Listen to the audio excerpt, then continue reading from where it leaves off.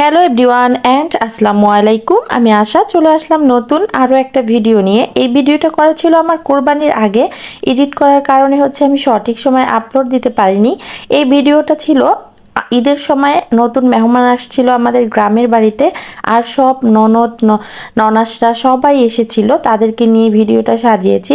আসলে সবাই আসার উপলক্ষে কি কি রান্না করলাম আর কি কি করলাম সব কিছু নিয়ে আজকের ভিডিওটা। তো প্রথমে আমি আমাদের পুষ্করির অনেকগুলো মাছে হলুদ লবণ মেখে নিয়েছি, আর মাটির চুলায় এই যে ভাত রান্না বসিয়ে দিয়েছি। এখানে আমার ননদ যে পটল কেটে নিচ্ছে, পটল কাটছিল আমার সেজ ননদ, সে ঈদের একদিন আগে এসেছিল, আমরা একসাথে ঈদ করেছি। আর এখানে মসুর ডালটা সিদ্ধ করে নিয়েছিলাম, পাট শাক দিয়ে রান্না করব। পাট শাকের ডালটা আবার সবাই অনেক বেশি পছন্দ করে, তাই পাট শাকের ডাল রান্না করে নিচ্ছি। আসলে এবার সবাই আত্মীয় স্বজন সবাই আসবে, কারণ এখানে হচ্ছে একটা অনুষ্ঠান হবে গ্রামের বাড়িতে, এর জন্যই। আর কি অনুষ্ঠান হবে সেগুলো শেয়ার করব। তো এদিকে আমার যা ননদ রান্না করছিল, আর আমরা শরবত গুলিয়ে নিচ্ছিলাম মেহমানদের জন্য। প্রচুর গরম ছিল, তাই শরবতটা আগে থেকেই বানিয়ে ফ্রিজে রেখে দিব, যাতে একটু আসলেই ঠান্ডা ঠান্ডা আর কি দেওয়া যায়।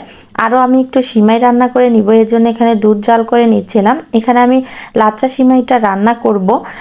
এখানে প্রথমে দুধ জাল করে নিয়েছিলাম চিনি, দারচিনি আর এলাচ দিয়ে। এরপরে হচ্ছে গরম থাকা অবস্থায় দুধটা সিমাইয়ের মধ্যে দিয়ে দিব। এদিকে আমার ননদ ভেন্ডি ভাজি করে নিয়েছিল, আর মাছও ভাজা হয়ে গিয়েছে। এখন শুধু মাছে মশলা দিব, আর যে পটলগুলো কাটা হয়েছিল সেগুলো আমাকে সিদ্ধ করে দিয়েছিল গ্যাসের চুলায় একটু ভেজে নেওয়ার জন্য। তো আমি আগে চিংড়ি মাছটা ভেজে নিয়েছিলাম, এখন পটলটা ভেজে নিব। এখানে একটু রসুন আর পেঁয়াজ দিয়ে দিয়েছিলাম, আর কাঁচামরিচ, এগুলো দিয়ে এখন ভর্তাটা বেটে নিলেই রেডি।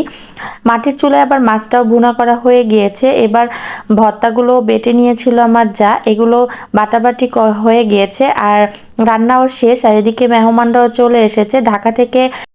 ভাগ্নি জামাইরা এসেছিল নতুন, ওরা প্রথমেই এসেছে। আর ননদ আর ননাস এসেছিল, দেবর, তারপরে যা, ওরা সবাই একসাথেই এসেছিল। সবার ছেলে মেয়ে নিয়ে একত্রেই এসেছিল। প্রায় 30 জনের মতো মেহমান ছিল বাসায় তখন। আমরা সবাই একসাথেই মানে ছিলাম। এরপরে হচ্ছে এখানে সবাইকে আমি শরবত দিব, এজন্য ফ্রিজ থেকে শরবতটা বের করে নিলাম। সবাই গরমের মধ্যে হাঁপসিয়ে গিয়েছিল। তারপরে এখানে যে আমার বড় ননাস, তিনি হচ্ছে এগুলো নিয়ে এসেছিল। এখানে ছিল নারকেলের নাড়ু, তারপরে বাদামের নাড়ু, এগুলো আমার ননাস বানিয়েছে। ছুরমা এনেছিল আর জমজমের পানি।